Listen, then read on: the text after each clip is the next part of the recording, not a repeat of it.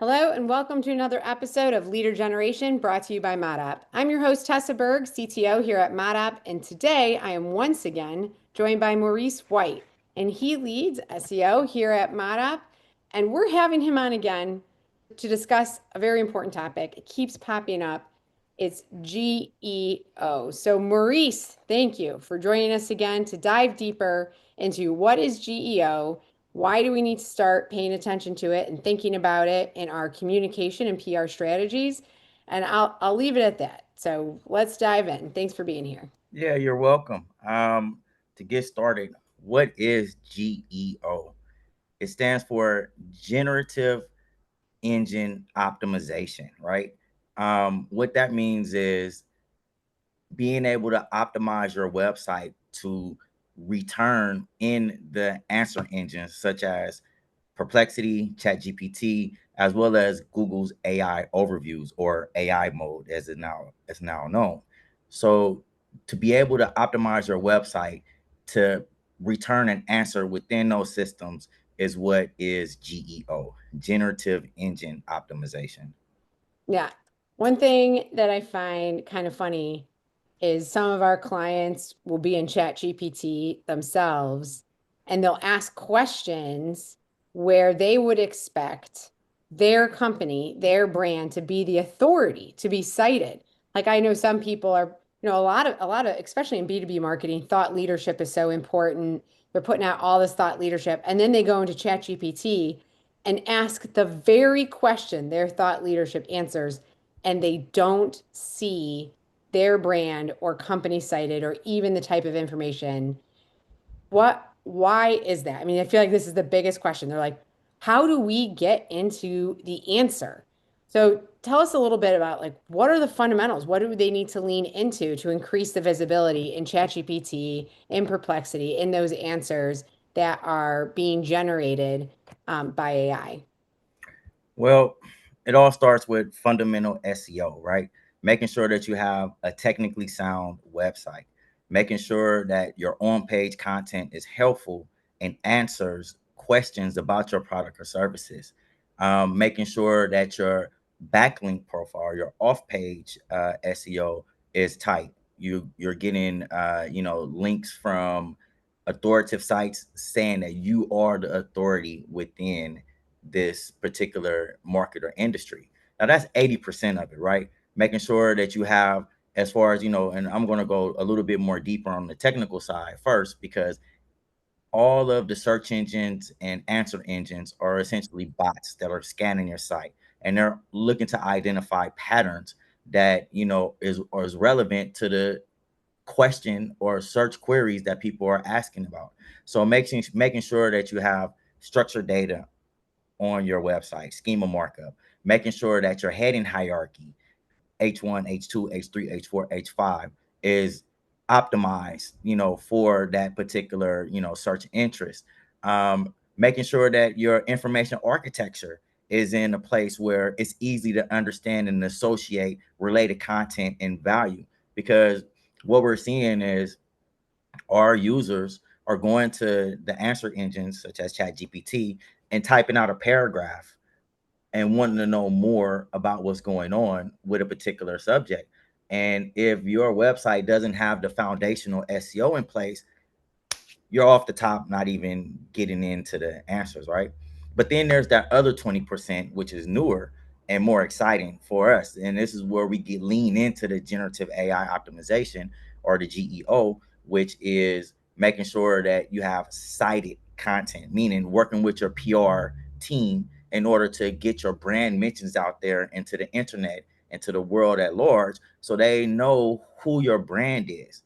Also, another big portion of it is your Google business profile, like your local SEO, making sure that your reviews are on point, making sure that there's your Google business profile is set up correctly to match your industry and service, right? Another thing with that are citations as well, making sure that you are cited in all of the different areas, such as lists, such as forums, such as Reddit, like all over the place. So there's a lot of optimization to be done once the foundational SEO is in place. I think it's really interesting because I feel like there's a lot of clickbaity articles out there that are saying SEO is dead. And it's really the opposite. The Right. formula of my site has to have high quality, authoritative content that my audience cares about. I mean, the mistakes that people made in the days of old of SEO, of keyword stuffing and just trying to optimize pages. And we know with each Google algorithm update, those sites would crash. And it Exactly. was sad because some businesses really suffered every time Google released a new algorithm.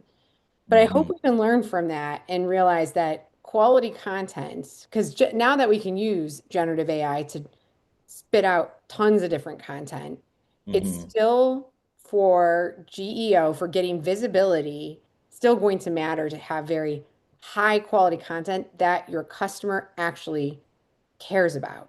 What are some ways that people can start to uncover the content that should be on their website to deliver on that quality demand or quality requirement? That's a great question. I mean, the on page content structure is very important. First of all, having relevant content to your product or service is critical. You mentioned the algorithm updates over the last several years. The helpful content update, specifically coming from Google, has been preparing us for that shift to these answer engines, right? So, like you're saying, keyword stuffing is no longer happening, right? But what is happening is having a summary on top of your page that explains clearly what this page is about, having your content structured in a way to where you have FAQ for that particular page, cited sources, citing that you are the authority from other mediums, being able to have that structured data, like I was saying, and then also answering relevant questions, because your question is how do they uncover what content to put out there? You put out the content that you want your visitors to know about your particular service, right? So, for example, if you're selling shoes and you have boots, running shoes, hiking shoes, shoes to go out to have dinner with, you want to make sure that each of those pieces of content are tailored specifically to that type of shoe, right? So you don't want to be talking about hiking boots when you're talking about running shoes and you're on the running shoe page, right? And then when you're on the running shoe page, you want to explain the benefits of why your running shoe is going to help you achieve your goal, which is comfort and stability, right? So it's all about the relevance of the content, and then being able to have that content supported by data, supported by outside sources, having again that FAQ section, where can I go in these shoes, what's the temperature, my feet, or just different things that are relevant points to those particular items.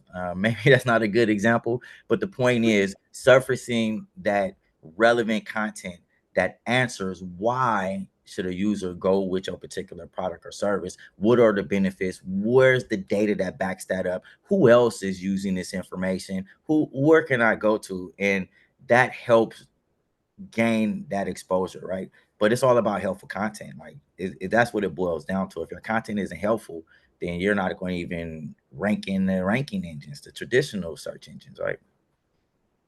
What I love about your example is the questions that you were asking are reflective of different moments in the buyer journey and something that has dramatically changed on both the B2C side and the B2B side is the journey itself. Mm-hmm. People are asking questions. How, where, and when has shifted way up funnel. And when we talk about that remaining 20% of what it takes to increase visibility in the answer engines that they're using today, because yes, they're still using Google, but Google is giving them the answer without a click. And Mm-hmm. yes, a lot of people have shifted to exploratory question answers in Perplexity and ChatGPT and Claude and all the other engines. Mm-hmm. And your examples really, the big unlock that you mentioned is the why. Why do they start?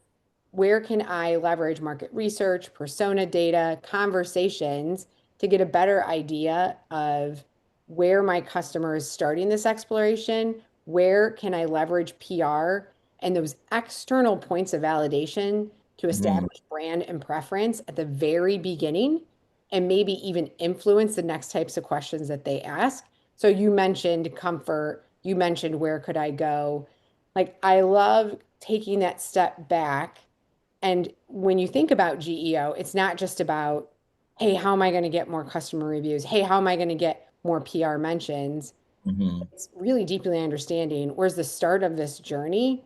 Where does it make the most sense for me to influence? And where does my point of view provide meaningfully different value? Because when you are differentiated in that point of view, you're going to get more pickups. You're going Right. to, the PR will take, and that's going to add credibility and validate the quality data that you're putting on your site itself. Absolutely. Absolutely. Just like you're saying, the shift from browsing to answering is real. You know, people are looking for complex, concise answers that give them in-depth knowledge where they can ask further questions and interact further, right? So having that content on your website easily readable to the search bots is giving you a step ahead in that, right?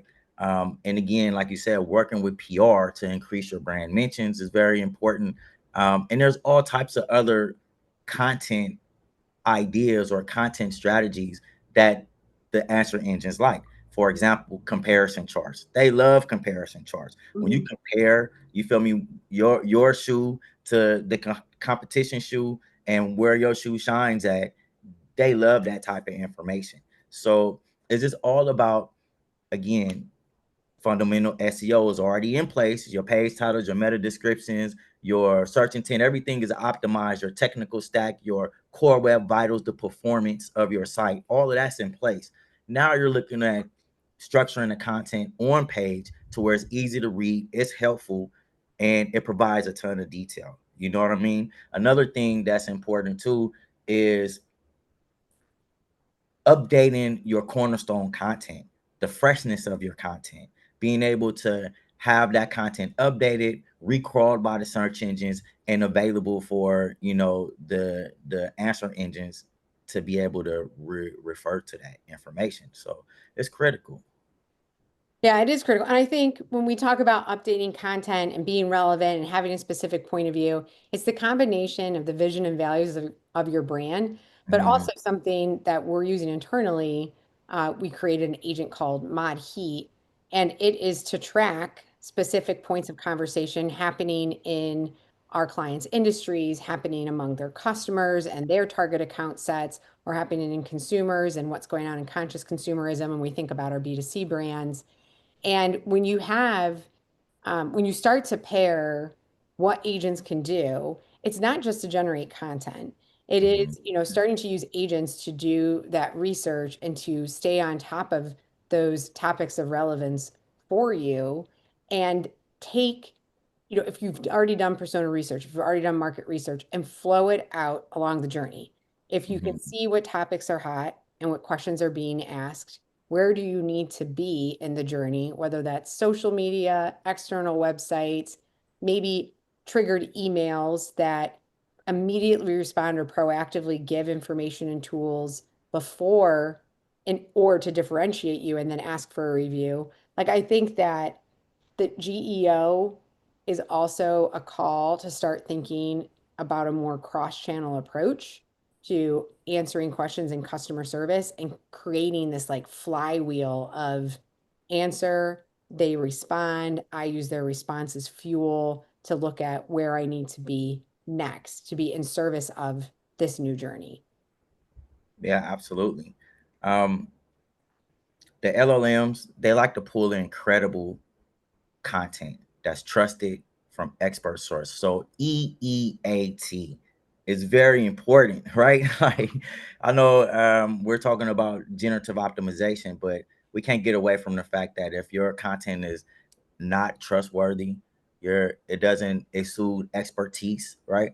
Then you're not going to even rank in the traditional search engines, right? So you need are it's very important to understand that helpful content is the key. That's the starting point. Once you have that helpful content in, then all of the technical optimization strategies will benefit you more and increase that visibility across search engines and answer engines. Because quiet as it's kept, Google, the AI overviews or AI mode, references its own ranking system when providing the answer. And so if you go into the cited sources or where the information is being pulled from, you can see that Google is still pulling from the search engines on this information. So it's imperative to have your site set up technically sound, your content on point, helpful, answering relevant questions, and not fluff. Provide the data, provide the statistics, having that FAQ information. Like, I know I sound like I'm repeating myself, but you can't say these things enough, right? Mhm. So one of the things that we didn't get into enough on our first interview was how we measure. And I Hmm. and we did our first interview just a few weeks ago, and the space is changing and new things are being released all the time. Has there been any progress in brands' ability to actually measure what their visibility is in generative answer engines? Absolutely. There are a ton of tools out there that help you measure that visibility, but I like to key in on really two tools that I use really. One is Search Console. Search Console is key in understanding the site's SEO health overall. But now it allows you to track interactions and other AI overview data to where you can pull it up in Search Console. Another tool that I use, and shout out to SEMrush, they have, within their standard core product, the ability to show you which keywords you're ranking for in the AI overviews, which keywords you're not ranking for, and how you can be able to optimize with, include those keywords you're not ranking for within your content strategy.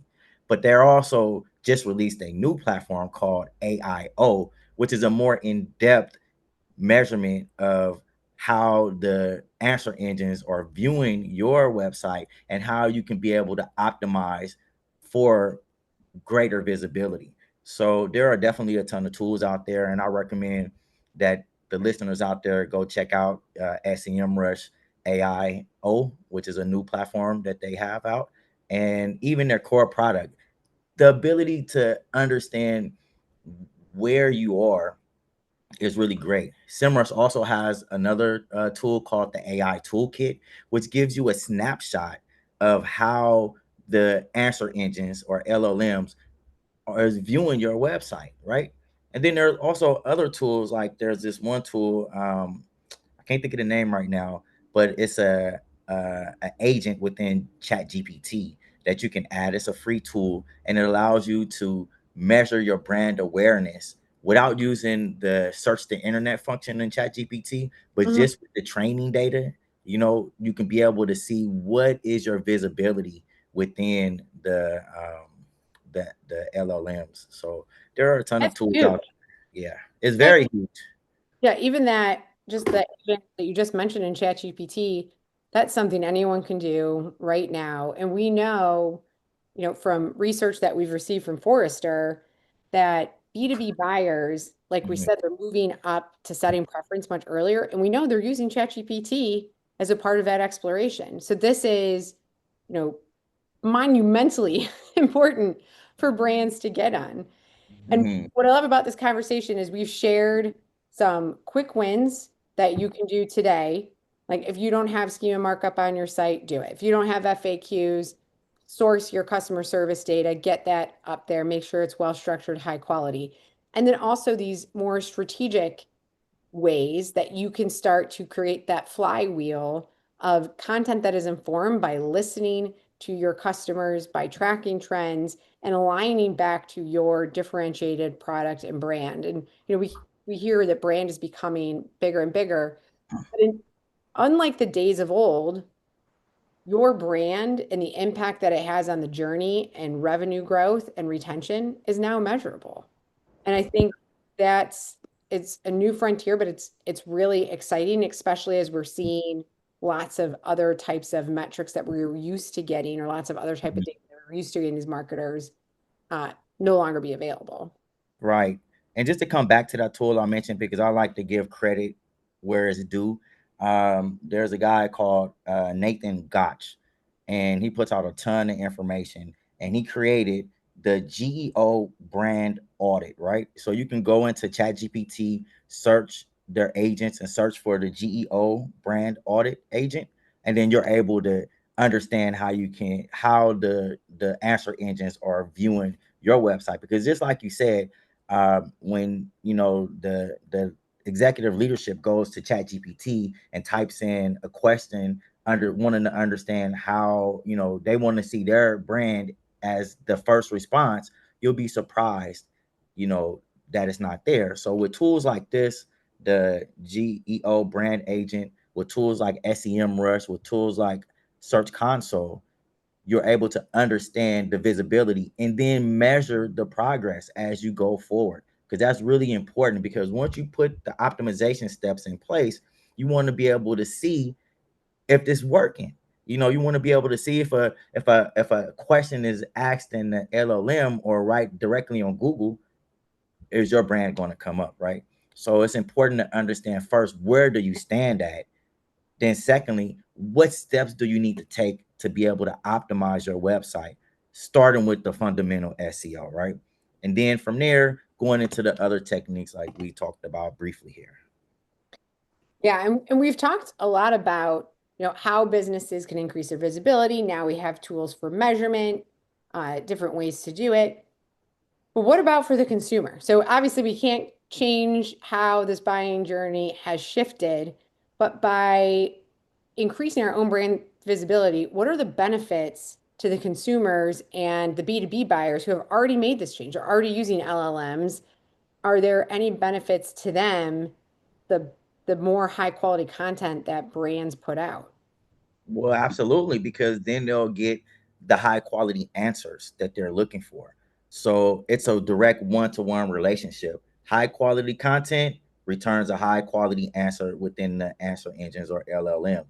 So the benefit to the consumer would be, now I have more in-depth information versus going to the traditional search engine, typing in what are the best running shoes to wear on a 5K marathon, and getting the list of websites that I have to do further investigation. Now, as a consumer, I can say what are the best running shoes for a 5K marathon, and it's going to give me a concise answer. Well, Maurice, the best running shoes are this, this, and that, and this is why, and this is where you can go to find more information and make your purchase decision, right? So, or your purchase itself. So it benefits the consumer because now you're getting concise answers to your question. Yeah. And I also feel like maybe this is just me and totally biased. Whenever I saw listings in search engines, sometimes I didn't really trust if that meant it was the best. To your point, like I clicked on like Hmm. 5, 7 links and compared the copy. I read it down. I tried to see, is this true? And it really points to, I think consumers and even B2B buyers may even trust the answers they're getting out of ChatGPT more because one, it feels conversational. It already feels trustworthy, whether it is or not. I can't speak to that. But the way to get in requires the heavy external validation signals. If you Hmm. don't have the reviews, if you don't have that external validation, it's very hard to get into the consideration set of an LLM. Right. To get in because it's all pattern based. So if you're not within those strong validation signals, um, then it just looks like words in isolation, Right. which is not the Right. context that they're looking for. Right. And one example I can give, I was recently shopping for a new truck. And so I went to ChatGPT and I said, okay, you know, what the difference between a Ford Ranger Wild Track versus a Ranger Raptor, right? And it gives me all of this in-depth information, a table, dimensions and designs, interior features, pricing, a summary, and then I can go ask further questions to really fine tune if I want to get the Wild Track or the Ranger Raptor. So as a consumer, I don't have to go any further for research other than going to the dealership and then confirming the information that was spit back out to me from the answer engine versus having to go to Ford's website and then kind of pull out all of this data myself. I mean, it saves me a ton of time as a Yeah. consumer, you know. And once I go to the dealership, yeah, I'm ready to buy. I have all of the information that I need, right? So as a consumer, it's very important to be able to quickly surface the benefits of the product or service that you're looking to invest your money or time into. And so that's really it right there. Like I don't need to Yeah. say more. I know the conversation just makes the whole process much shorter. I mean, that's one of the agents that we just launched and is going into market with a couple clients. It looks just like ChatGPT, but on the website. And it's not just a chatbot. Like whenever we work with clients and chatbots, the handoff to need a human is still too high. So Right. this is a conversational agent that's operating off a core LLM, but it's using all of the same awesome content that our clients are producing to increase their visibility in Mm-hmm. LLMs. The added benefit that they get then is they get to see the questions being asked on their site. And so Right. I think the more brands sort of start to lean into this opportunity to bring conversation on their website, in their app, like wherever that consumer is, it's faster. You ask Absolutely. the question, you get the answer back in the way that you want, and we don't have to like hunt and man, there's so many. For as much time as invested in UX and UI, I'm always amazed there's still so many crappy websites that are hard to navigate and hard to find information.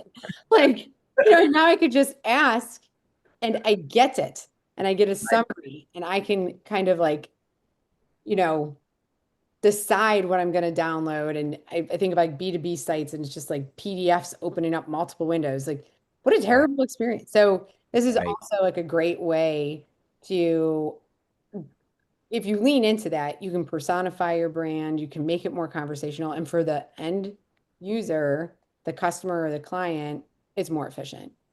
Yeah, absolutely. And you bring up an interesting point, navigating crappy sites, right? Like if you have a hard time navigating the site, what do you think the search bots are having when they go to your site to try to understand where's the relevant content based on a question or a query that's been presented to them, right? So that navigation is critical. That information architecture, that ability to create topical authority. Like again, these are all basic fundamental SEO practices or strategies. But when you combine that with the other techniques for optimizing specifically for the answer engines, then you're just increasing your visibility tenfold, right? So it definitely works. Yeah, I agree. So, Maurice, I don't want to get off the call and miss something again.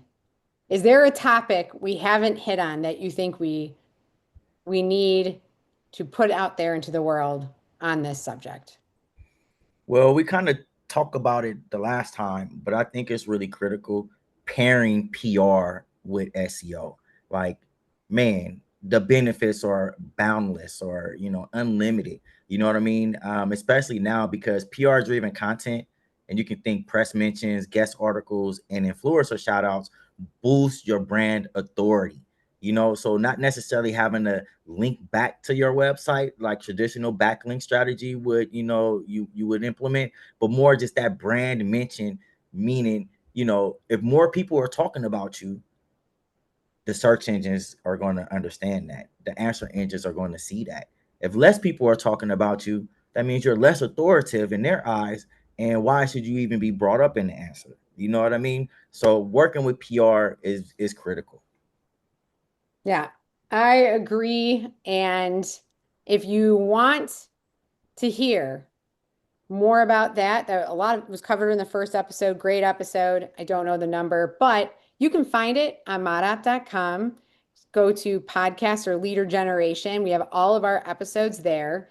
And we'll also have the transcript for this episode because I think we've packed a lot in. We've gotten some quick wins, we've gotten tactical things. strategies people can use so that you can have an always on brand boosting visibility engine yourself. And I think that's it. So, Maurice, thanks so much for coming on again, going Anytime, deeper into Tessa. this. Yeah, there's a lot of great tips that people can take back and enact immediately. So it's exciting. Absolutely. Thank you very much for having me. I enjoy working with you. Yeah, I know. More and more. And like I said, if you want more episodes of Leader Generation, you can find them wherever you listen to podcasts. We're also on LinkedIn and follow us at ModUp. And until next time, good luck in increasing your brand visibility in generative engines. Absolutely.